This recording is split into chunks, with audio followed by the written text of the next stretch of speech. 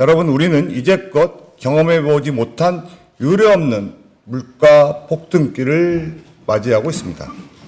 재료비가 천정부지로 치솟고 임대료와 가스, 전기, 난방비 등 공공요금과 생필품 값이 나날이 오르고 있으며 이에 맞춰 인건비마저도 큰 폭으로 증가하는 등 외식 가격이 오를 수밖에 없는 상황입니다. 3년 전 식당에서 3,000원 수준이던 소주 가격은 어느새 6,000원으로 2배가 되었고 식당의 메뉴판은 대부분 앞자리 숫자가 바뀌었습니다. 과수, 축산농가와 전통시장 또한 마찬가지입니다. 끝을 모르는 전쟁으로 인해서 사료값, 비료값이 치솟았고 농가들 또한 고통에 신음하고 있습니다. 농축산물을 판매하는 전통시장들도 외산 수입품과 경쟁하며 유례없이 어려운 시기를 보내고 있습니다. 하지만 이처럼 외부 환경에 따라 급변하는 시장 상황에서 소상공인과 자영업자와 같은 시장 참여자들은 그 피해를 고스란히 받아낼 수밖에 없습니다. 이제는 대책이 필요한 시간인 것 같습니다. 사실상 시작된 경기 침체는 쉽사리 회복될 기미를 보이지 않고 있습니다. 한번 시작된 초인플레이션은 여전히 정상화될 기미를 보이지 않고 있습니다. 급등한 물가와 임대료, 인건비 감당해야 할 소상공인과 자영업자들의 체력은 이미 소진할 대로 소진된 상황이라 당장 소상공인과 자영업자들에 대한 대책이 절실해 보입니다.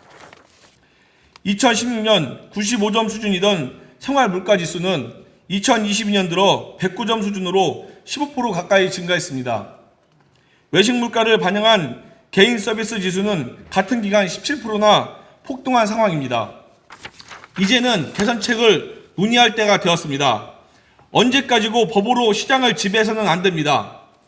현재의 가액 범위는 무려 20년 전인 2003년 공무원 행동강령을 참고하여 만든 기준으로 현실과는 너무나도 동떨어진 수준입니다.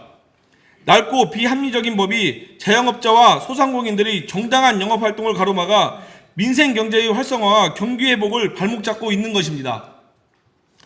소상공인과 자영업자들의 부채는 이미 1,000조 원을 넘어섰습니다. 현장에서는 더 이상의 비용을 감당하지 못하고 줄폐업을 하고 있는 실정입니다. 가액의 기준을 정하는 것이 논란을 낳는다면 물가 변동에 따른 물가 연동제 등을 통한 탄력적 운영이나 현행 대통령령으로 정하는 가액 범위를 주기적으로 조정하는 방안도 추진할 필요가 있습니다. 아울러 농수산물의 경우 소상공인 지정 판매점 구축을 통해 생산자, 유통자, 판매자의 공신력 확보로 가액 범위를 확대하는 방안도 논의해야 합니다. 정부와 국회가 하루빨리 심도 있는 논의를 통해 소상공인과 자영업자의 활조를 열어주어야 합니다. 지금 농가들의 심정은 참담하기 그지없습니다. 연일 추락하는 솥값과 폭등하는 사료값은 우리의 생존을 위협하고 있습니다. 지난 1월 경북에서는 경영난에 힘들어한 농가가 극단적인 선택을 하였습니다. 또한 추락하는 솥값에 비해 소비자 가격은 요지부동으로 인해 농촌 현장에서는 사료값을 갚기 위해 다 크지 않는 소를 출하하는 악순환으로 소가 소를 먹인다고 먹고 있다고 표현하고 있습니다. 한우 농가의 평균 사육도수는 42도 수준으로 열악한 환경 상황 속에서 생산비도 건지지 못하는 농가가 태반이며 밀린 사료값에 도산하는 농가가 줄줄이 이어가고 있습니다. 전 세계에서 인정받는 우리 한우를 키운다는 자부심으로 지금껏 어려운 시기를 버티며 조금만 지나면 다시 회복할 수 있다는 일념하에 하루하루를 연명하다시피 버텨왔지만 이제는 더 이상 버틸 여력이 남아있지 않습니다.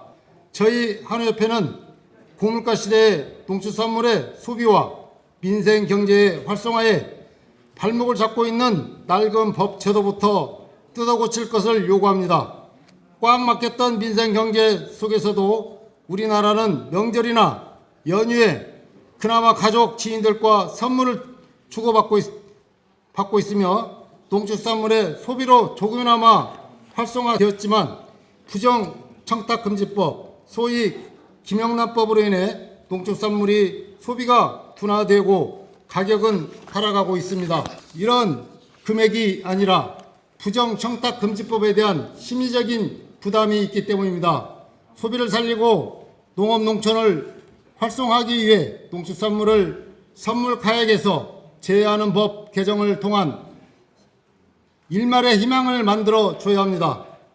김영란법 제정을 기점으로 업계는 커다란 위기를 맞이했습니다. 각종 외국산 재료와 상품들이 범람하는 가운데 오로지 전통식품이라는 무기로 힘겹게 전통을 지켜나가던 우리 업계는 우리나라에서 정해준 단일화된 가격에 우리의 모든 경쟁력을 잃을 수밖에 없었습니다. 수많은 유행의 상품을 두고 획일적인 법정 가격을 정하다 보니 대기업들이 만든 공산품, 가공품의 시장을 모조리 뺏길 수밖에 없었습니다.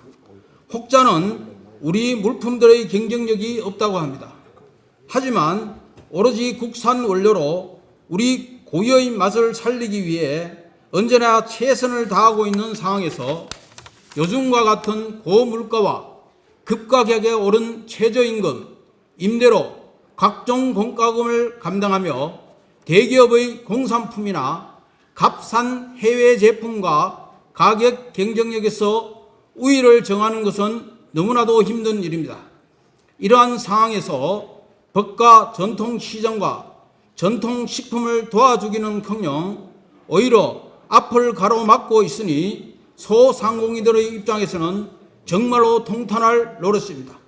최근 명절에만 한시적으로 농수산품에 대한 가액 범위를 넓혀주었지만 이미 소비자들은 상품을 외면하고 있습니다.